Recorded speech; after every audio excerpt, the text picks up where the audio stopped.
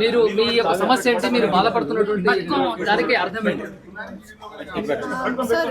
First అతను పెట్టిన allegations గురించి మాట్లాడాలనుకుంటున్నాను. అన్ని రాంగ్ ఎలిగేషన్స్ అన్న. అట్లా మ్యూజిక్ అని పెడతావేందన్న? అండ్ మా ఫ్యామిలీ మెయిన్ టార్గెట్. నాకు వెనక ముందు ఎవరు లేరని చెప్పి నేను ఈజీగా టార్గెట్ అవ్వడం జరిగింది వాళ్ళకి.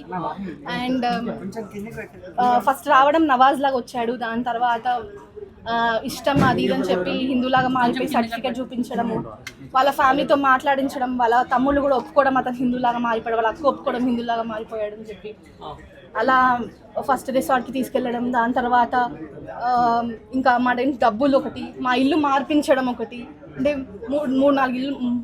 మూడు ఇల్లులు మార్పించాడు మమ్మల్ని. దాని తర్వాత డబ్బులు తీసుకోవడం.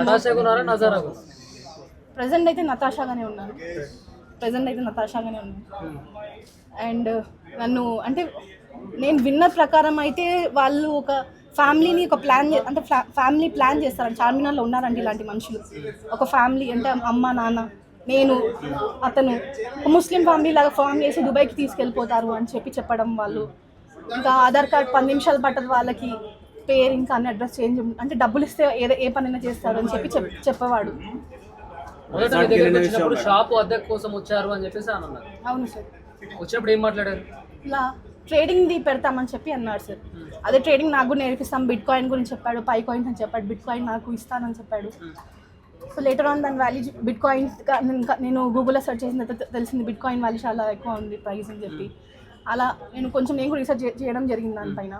నేర్పిస్తానని చెప్పి బిజినెస్ మాటలు మాట్లాడేవాడు. అలా మా మధ్యలో కన్వర్సేషన్. అతను టెనెంట్ గా వచ్చాడు, మీరేం ఓనర్షిప్ లో ఉన్నారు. ఎలా మీది ప్రేమగా మారింది? ఎలా ప్రేమగా మారింది అంటే ముస్లిం అబ్బాయి హిందూ లాగా మారిపోయాడు అమ్మాయి కోసం, నేను నా కోసం. అతను కానీ అతని ఫ్యామిలీ కానీ సేమ్ చెప్పడం జరిగింది. అలా అతన్ని నమ్మాను నేను, హిందూలాగా మారిపోయాడని చెప్పి. మాతో గుడిలోకి వచ్చేవాడు, దేవుడిది తాళ్ళు కట్టుకునేవాడు, ఇంకా ప్రసాదాలు తినేవాళ్ళు, వాళ్ళు పూజలు చేసేవాళ్ళు. ఇలా ఇంకా నేను హిందూలాగా మారిపోయాడు నమ్మాను. దాని తర్వాత లేటర్ ఏం తెలిసిందా అంటే అదంతా ఒక డ్రామా, నన్ను ట్రాప్ చేయాలి, నన్ను పెళ్లి చేసుకోవాలని చెప్పి. చేసుకున్నాక ఏం జరిగింది? నన్ను ముస్లిం లాగా మార్చారు వాళ్ళు.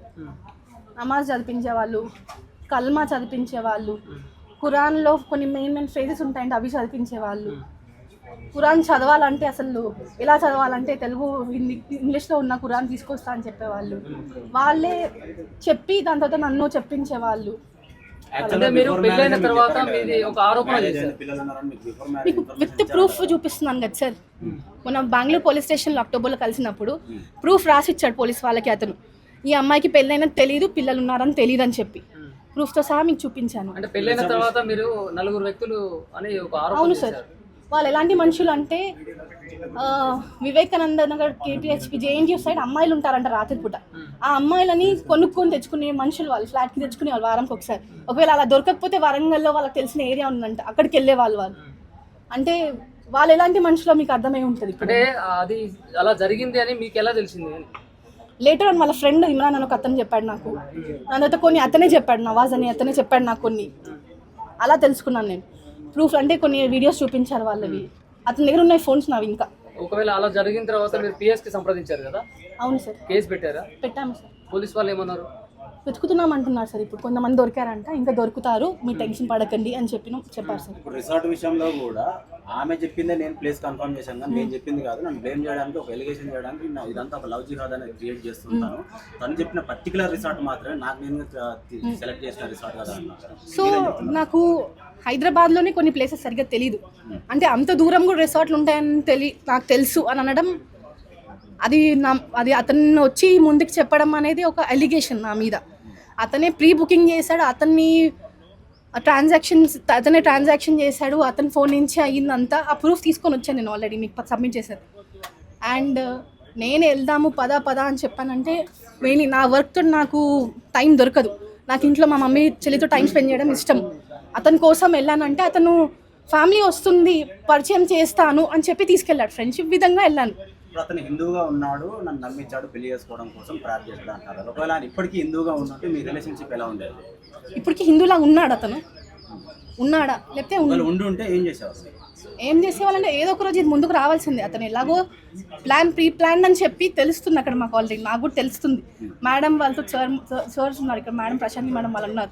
వాళ్ళకి చెప్పిన తర్వాత నాకు అర్థమైంది ఏంటంటే ఇది లవ్ జిహాద్ అని చెప్పి నాకు అర్థమైంది. అప్పుడు అసలు లవ్ జిహాద్ ఉన్న వర్డ్ నాకు తెలియదు అప్పటి వరకు. మీ పేరు మీద కొన్ని లోన్స్ తీసుకున్నారు అనేది వాదన కూడా వినిపిస్తున్నారు. ఎంత వరకు లోన్ తీసుకున్నారు? ఏ బ్యాంక్ సంబంధించి? అవి కొన్ని యాప్స్ ఉంటాయంట. ఆ యాప్స్ కొన్ని ఉన్నాయి నా దగ్గర, అందులో నుంచి తీసుకున్నాడు లోన్. అండ్ నా FDs ఉన్నాయి, అవి తీసుకున్నాడు అతను. 5 lakhs ప్రతిసారి తీసుకున్నప్పుడల్లా హ్యూజ్ అమౌంట్. అది 1 లక్ష పైన ఉంటుంది ప్రతిసారి. 1 lakh to 10 lakhs మధ్యలోనే ఉంటుంది. ఆన్లైన్లో సార్, ఆన్లైన్ ట్రాన్సాక్షన్. కొన్ని అతని అకౌంట్కి, కొన్ని ఫోన్పేకి, చిన్న అమౌంట్ అన్ని ఫోన్పే. ఆధారాలు ఉన్నాయి సార్, ఉన్నాయి. చూపిమంటే చూపిస్తాను. ఇప్పుడు మీకు షేర్ చేయమన్నా చేస్తాను.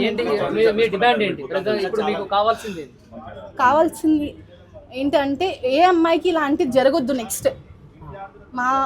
మా ల్యాండ్ ఏదైతే మాకు వెనక్కి రావాలి, అమ్మిపించిన ల్యాండ్, మా గోల్డ్ ఏదైతే ఉంది తీసుకున్నాను అది వెనక్కి రావాలి. మా ఆన్లైన్ ట్రాన్సాక్షన్స్ ఏదైతే ఉన్నాయి ప్రూఫ్స్, అవి మాకు అందులో న్యాయం జరగాలి. ఇది అనుకుంటున్నాను. ఇది కన్ఫర్మ్ గా మీరు లవ్ జిహాద్ అని ఫిక్స్ గా మీరు కేసు పెట్టారు కదా. నెక్స్ట్ టైం ఇలాంటి లవ్ జిహాద్లు కాకూడదు, ఎలాంటి మహిళలు కూడా అన్యాయం జరగద్దు అంటే అసలు పర్టికులర్ గా ఏం శిక్ష అతను విధిస్తే ఇంతతో అయిపోతుంది? శిక్ష అంటే నన్ను అడిగితే నేను ఏ ఎక్స్ట్రీమ్ కన్నా నేను వెళ్ళిపోతాను. కానీ అతనికి ఎలాంటి శిక్ష పడాలంటే వేరే ఎదురు వాళ్ళు చూసి అమ్మో ఇలా చేస్తే హిందూ అమ్మాయిల దగ్గరికి వస్తే ఇలా అవుతుంది మనకు కూడా అని చెప్పి భయపడి వెనక బ్యాక్ చెప్పేయాలి వాళ్ళు. అలాంటి ఇదే నవాజే లాస్ట్ అవుతాడు, లవ్ జిహాద్లో అతనే లాస్ట్ అవుతాడు. అతనికి ఎలాంటి చంపేయాలి సార్, వాళ్ళని హ్యాంగ్ చేయాలి. నన్ను అడిగితే అందరి ముందు పబ్లిక్ లో నించోబెట్టి మరీ హ్యాంగ్ చేయాలి వాళ్ళని, వాళ్ళ ఫ్యామిలీని, ఎవరైతే ఇన్వాల్వ్ ఉన్నారు. ఇప్పుడు మీ దగ్గరికి విశ్వ హిందూ పరిషత్ వాళ్ళు వచ్చిరా లేకుంటే మీరే వాళ్ళ దగ్గరికి సంప్రదించారా? నాకు ఫస్ట్ హుబ్లీ నంబర్ దొరికింది. హుబ్లీ నుంచి నాకు హిందూ వాహిని వాళ్ళ నంబర్కి ఇలా ట్రాన్స్ఫర్ అవ్వడం జరిగింది. దాని తర్వాత VHP సార్, దాసన్ సార్, దాంట్లో భరత్ సార్ మా లాయర్ సార్, ప్రశాంతి మ్యామ్, దాంట్లో సూర్య అన్న, భరత్ అన్న, వీళ్ళందరూ నా వెనకాల ఇంకా చాలా మంది ఉన్నారు. బజరంగ్ నుంచి కొంతమంది, వీళ్ళందరూ నాకు హెల్ప్ చేయడం వల్ల నేను ఇక్కడ వరకు వచ్చాను.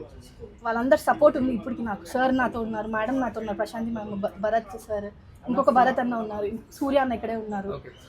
వీళ్ళందరూ హెల్ప్ వల్ల నేను ఇక్కడ వరకు వచ్చాను.